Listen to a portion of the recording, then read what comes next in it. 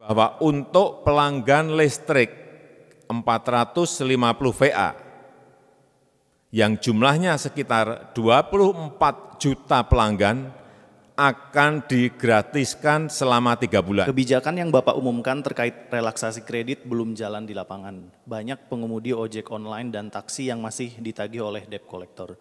Lalu OJK juga mengakui aturan untuk leasing belum rampung. Apa langkah selanjutnya untuk memastikan kebijakan ini akan berjalan? Sudah saya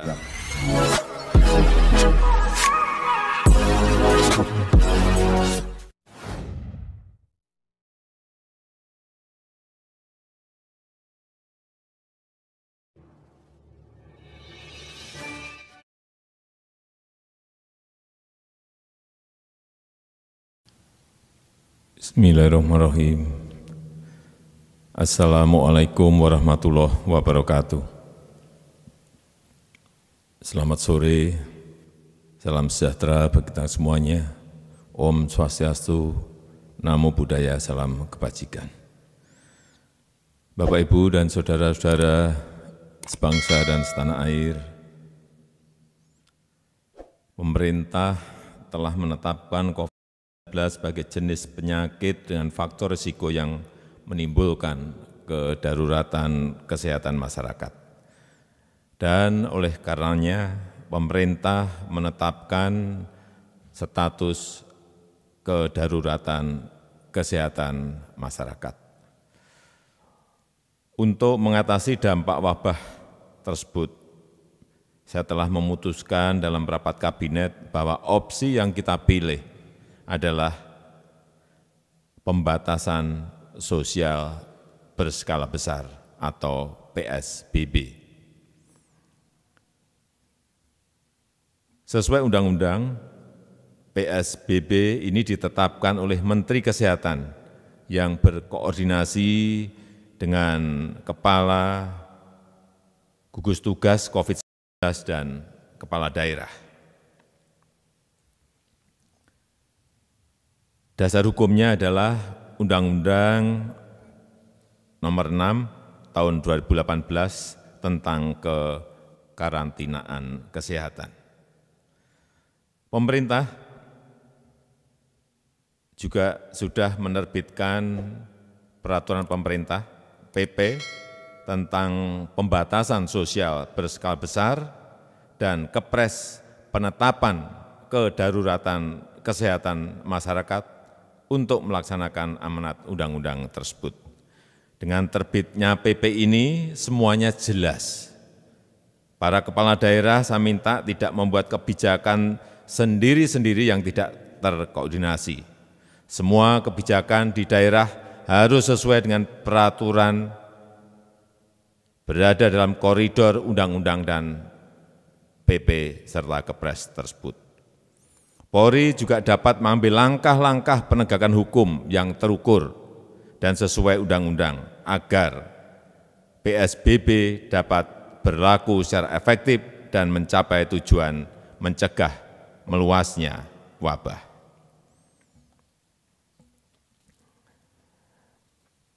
Bapak, Ibu, dan saudara-saudara sekalian yang saya hormati, kita harus belajar dari pengalaman dari negara lain, tetapi kita tidak bisa menirunya begitu saja, sebab semua negara memiliki ciri khas masing-masing, mempunyai ciri khas masing-masing.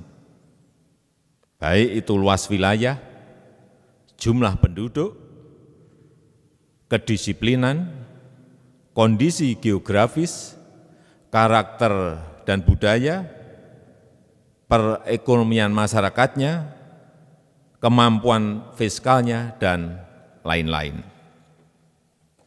Oleh karena itu, kita tidak boleh gegabah dalam merumuskan strategi.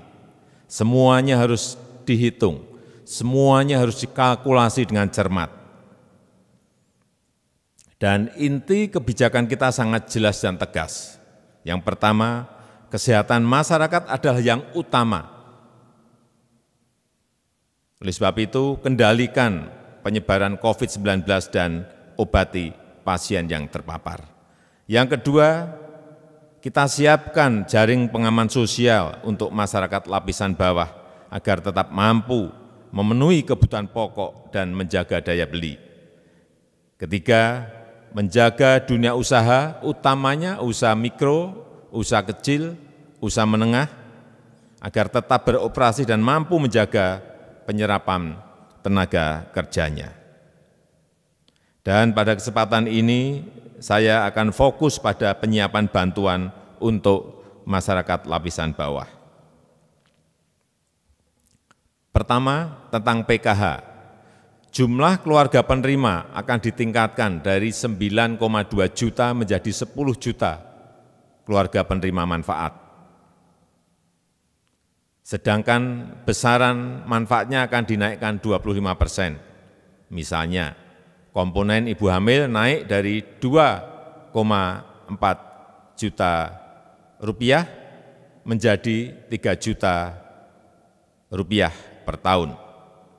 Komponen anak usia dini 3 juta rupiah per tahun. Komponen disabilitas 2,4 juta rupiah per tahun. Dan kebijakan ini efektif mulai April 2020. Kedua, kartu sembako.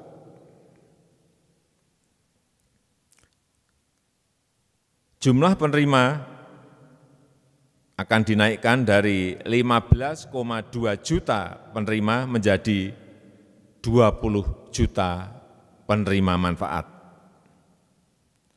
Dan nilainya naik 30% dari Rp150.000 menjadi Rp200.000 dan akan diberikan selama 9 bulan. Yang ketiga, tentang kartu prakerja. Anggaran kartu prakerja dinaikkan dari 10 triliun rupiah menjadi 20 triliun rupiah. Jumlah penerima manfaat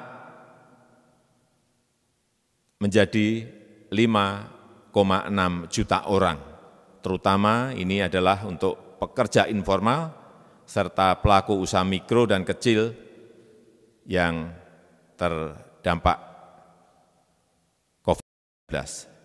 Dan nilai manfaatnya adalah Rp650.000 sampai Rp1 juta per bulan selama 4 bulan ke depan. Yang keempat, tentang tarif listrik.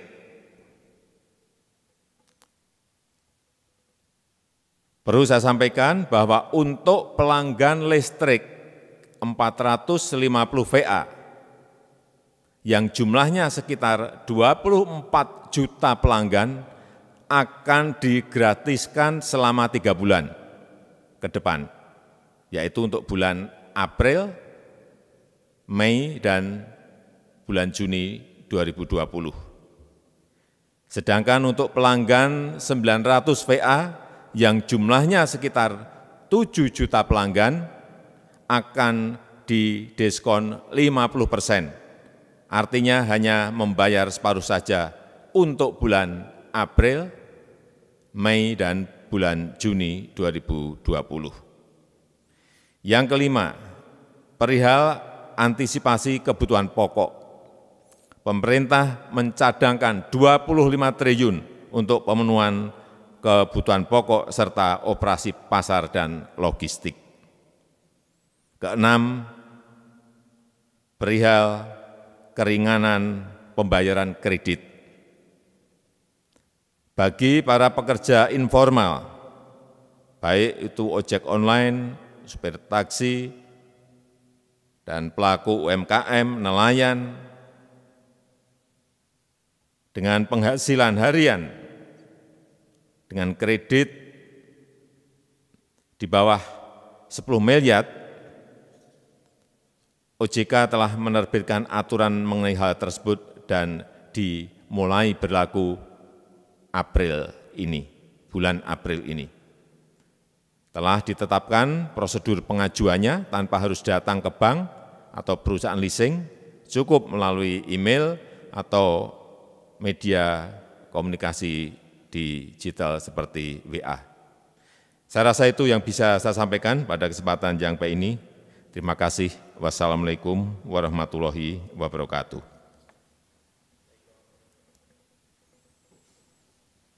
Baik Bapak, selamat sore. Ada beberapa pertanyaan dari wartawan yang sudah masuk.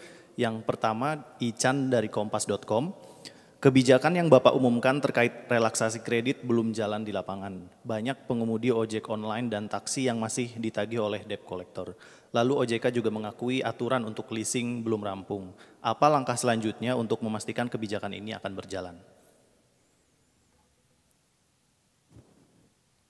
Sudah saya konfirmasi ke OJK, dimulai bulan April ini sudah efektif. Saya juga telah menerima peraturan otoritas jasa keuangan ini, khusus yang berkaitan dengan kredit tadi. Artinya sekali lagi, bulan April ini sudah bisa berjalan. Baik, berikutnya dari Rafiq Panjaitan dari Media Kumparan. Yang pertama, mengapa memunculkan wacana darurat sipil? Memang seberapa bahaya virus corona ini di Republik Indonesia? Yang kedua, bagaimana teknis pelaksanaan penerapan pembatasan sosial berskala besar atau PSBB? Akankah diatur dalam PP atau Perda dan mulai berlaku kapan? Dan bukankah sekarang sebenarnya sudah PSBB dan kalau berlaku, berlakunya di wilayah mana saja? Ya, semua skenario itu kita siapkan. Dari yang ringan, dari yang moderat, sedang, maupun yang terburuk. Darurat sipil itu kita siapkan apabila memang terjadi keadaan yang abnormal. Sehingga perangkat itu juga harus disiapkan dan kita sampaikan. Tetapi kalau keadaannya seperti sekarang ini ya tentu saja tidak. Kemudian mengenai PSBB, baru saja saya tanda tangani PP-nya dan Kepresnya yang berkaitan dengan itu, dan kita harapkan dari setelah ditandatanganinya PP dan Kepres itu mulai efektif berjalan. Oleh sebab itu, saya berharap agar provinsi, kabupaten, dan kota sesuai dengan undang-undang yang ada, silakan berkoordinasi dengan Ketua Satgas COVID-19 agar semuanya kita memiliki sebuah aturan main yang sama, yaitu Undang-Undang PP dan Kepres yang telah tadi baru saja saya tanda tangani.